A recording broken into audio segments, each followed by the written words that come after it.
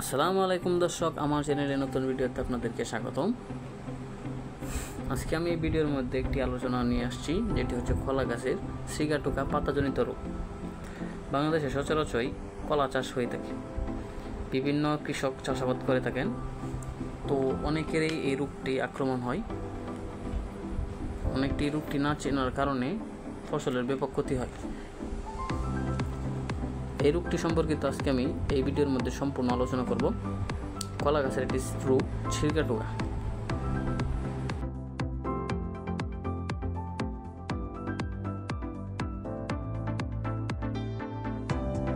কথা না বাড়িয়ে মূল ভিডিওতে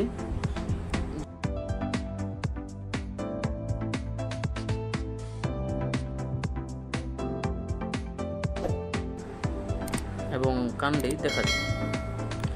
এই রোগের কারণে গাছের পাতা দ্রুত শুকিয়ে যায়, ফলনের পরিমাণ কমে যায় এবং ফলের গুণগত মানও নষ্ট হয়।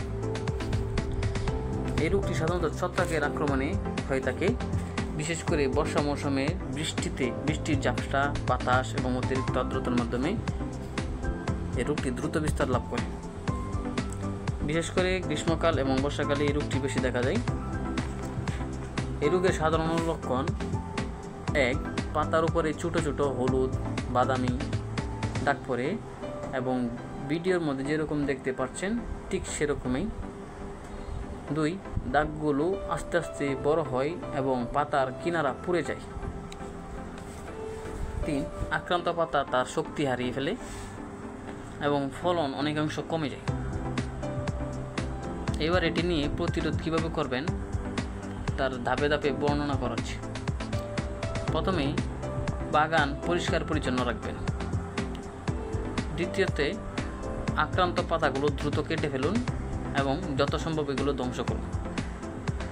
জমিতে পানি যদি জমে থাকে বেশি, তাহলে শ্বাস নিষ্কাশনের ব্যবস্থা করে দিন।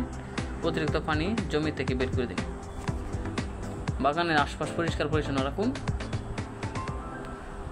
এটির জন্য একটি ছত্রাকনাশক কার্বনডাজিম এবং কপার অক্সিক্লোরাইড গ্রুপের ছত্রাকনাশক নির্দেশনা অনুযায়ী গাছে স্প্রে করুন। নিয়মিত বাগান পরিদর্শন করবেন। যথাযথভাবে বাগানের সবগুলো গাছ পরীক্ষা করে নেবেন, তাহলেই আপনি এই রোগ থেকে বাগানকে রক্ষা করতে পারবেন। আশা করি এই ভিডিও থেকে আপনারা কলার সিগাটুকা রোগ সম্পর্কিত পরিষ্কার ধারণা পেয়েছেন। এরকম কৃষিভিত্তিক তথ্য পেতে আমার চ্যানেলটিকে সাবস্ক্রাইব করুন, লাইক দিন এবং আপনার মতামত কমেন্ট করুন।